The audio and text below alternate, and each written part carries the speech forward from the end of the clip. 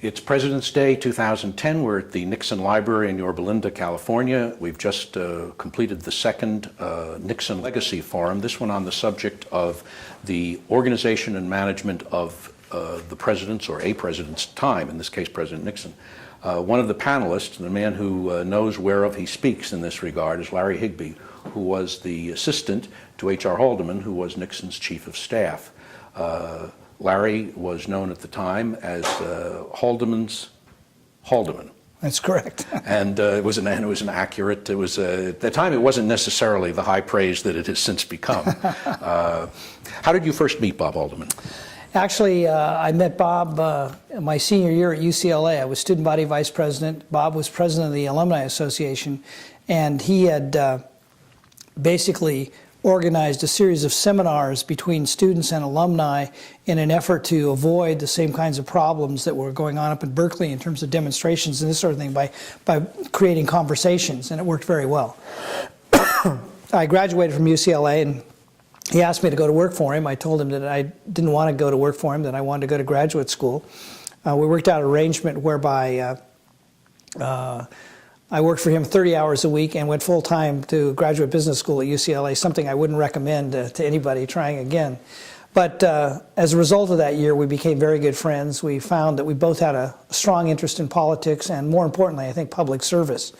And as a result of that, when President Nixon asked Bob to come back in the '68 campaign as his chief of staff, Bob asked if I would like to go along as his aide. I said, what did that entail? And he said, basically, anything I ask you to do in terms of making sure the campaign runs smoothly. I was a registered independent at the time.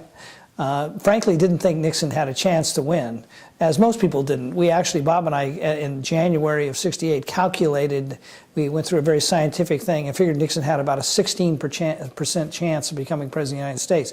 Well, of course, the rest was history.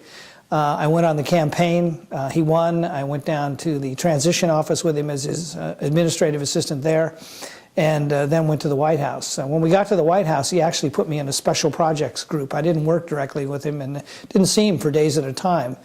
And one day he called me down and said, the president's bought this house out in San Clemente, and I'd like you to go out and establish on this little Coast Guard base right next to it the summer White House. That was my first assignment. I was successful in getting that done thanks to an awful lot of other people who did a great job. And after that, I became his administrative assistant and stayed with him the whole time. Traveled everywhere he went to China, Russia, any of the trips. Went to Camp David every weekend with the president, went to Key Biscayne. Wherever he went, usually I was there and Bob was there. There was a famous, well, and especially famous after the panel we've just had, memo that he wrote about the organization of a campaign in '68. What were some of the highlights of that translated into the operation of the White House? Right now we're experiencing a lot of talk about people who can run campaigns, the difference between being able to run a successful campaign and run a successful White House. Sure. Are there lessons to be learned from the Nixon experience? I think, yeah, I think there are two or three really important lessons. The first one is preparation. There was a lot of thought given to each and every event that the president did in the '68 campaign to make sure it was done properly, make sure it communicated what you wanted to communicate, and make sure you had the right audience that you were really trying to deal with. Prior to that, presidents had run all over the United States doing several events a day. But with the advent of television, you were able to reach more people in one well-planned, well-done event and communicate a stronger picture because, it's an old cliche, a picture's worth 1,000 words, but the visual effect of what was going on was so much more powerful that you didn't have to do as many events because you were only going to get a limited amount of time. You have to remember, back then the news was a half hour long. And so if you got a minute and a half, I mean, that was a lot of time. And so doing that and doing it well was a lot more important than doing 10 or 15 little events, primarily talking to people who are going to vote for you anyway. So I think that's the first lesson. The second lesson is really planning out what your communication strategy is, rather than just doing event after event after event. Really think about, for example, in Richard Nixon when he was running, the 2 or 3 key things he was trying to get across to people who wanted to vote for him. He talked about over and over and over again in very selected events done very, very well. And I think that worked over into the White House, where there was tremendous amounts of time put against trying to develop his schedule and understand what that schedule would mean in terms of events and the communication, once again, then back to the American people. Today, with the presidency, Mr. Obama's presidency, you see him trying to be all over the place all the time, doing 2 or 3 events a day, 2 or 3 speeches a week. Quite often, Mr. Nixon would only do 1 or 2 things of any significance during the week. But when they were very significant. He used the Oval Office, for example, to make very serious discussions and very important discussions with the American people. But they didn't happen all that often. He believed that the presidency needed to reserve and conserve its power and really put the effort behind those things that really could make a difference. For during the transition, you said that Haldeman asked you to look at the books that might be relevant to the experience of setting up a presidential transition. What did you find there? Well, I think there were sort of 2 or 3 models. There was what I would call a cabinet model, which was sort of more the traditional chief of staff kind of activity that the military used a lot, where most things actually happened out in the cabinet. And that was President Eisenhower's model.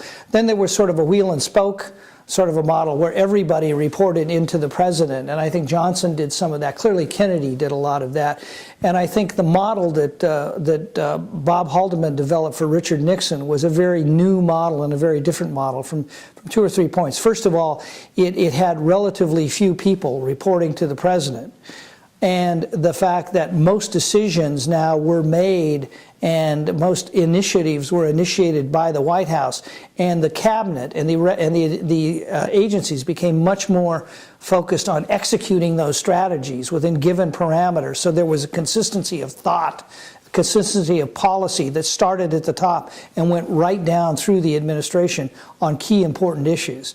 That was a brand new model, because never before had the White House really been responsible and really the focal point for all of the pieces of information coming together that formed decisions and policy.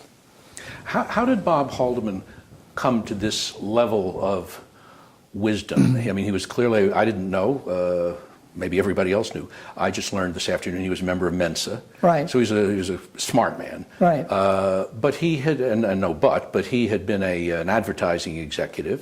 He had never, or had he ever run anything big? Well, he'd run the Nixon campaign. He'd been the advance guy for the Nixon campaign, which was a huge job. He also had been the individual that raised all the money to build Pauley Pavilion at UCLA. He was a member of the Board of Regents of the University of California. He was a member of the Board of Trustees of the California State College Association. So he had a lot of experience with various types of large organizations, with big, bulky organizations, most of which also had a connection in some way or another to the government. So he was, I think, sort of uniquely suited, because not only the advertising background and the communication that offered, relatively few people that you really had to deal with in that business, but then these large, massive projects that he would take on as part of public service, I think really is the other piece that gave him the overall capability of really looking at what we needed to do. Finally, I mean, he didn't start off, as I said, we didn't start off. We started off with a cabinet secretary and more of a cabinet type of organization. And I think as the president's style of working developed, particularly as he saw the tremendous upside that existed in the National Security Council, it just sort of made sense to look at that also for the domestic council and develop a domestic council. And then pretty soon the pieces started to fall into place fairly rapidly. And it worked quite well. There was a tremendous amount of synergy and a tremendous amount of collegiality between the top 5 or 6 people that really worked with Haldeman and the president. Describe how you were talking about his office, both the architecture, the aesthetics, and the sort of the practicality of it. What does Haldeman's office have to say about the Nixon administration and the way it was organized? Well, it had a very organized, very large desk that he designed personally. What was it called? Okay. It had we called it the concert desk because of its huge size. We envisioned a concert organ that he was sitting there sort of playing everything. But if you turned around in this chair, you couldn't see it. There was an oval table that had seats for 8 people. And that's where a lot of the staff meetings took place. In addition to that, he's somebody who really enjoyed conversation, so he had a conversation grouping around the fireplace there for 4 or 5 people. And as the staff really sort of fell into place, he went from large staff meetings to smaller staff meetings with himself, Ehrlichman, Kissinger, Bryce Harlow, and maybe somebody from OMB, and that really became the staff that served the president. And you said that it was Williamsburg design. Right, right. And that reflected something that the president had come back with from Europe. Well, actually, the president didn't specify a design. He just said, let's get this White House to represent the finest in American design, the finest in American concepts, the finest in American architecture that fits in with this particular building that we're in, so that people, when they come here, they know they've been to the American president. Larry Higby, thank you very much for joining us on President's Day 2010. My pleasure. Thank you.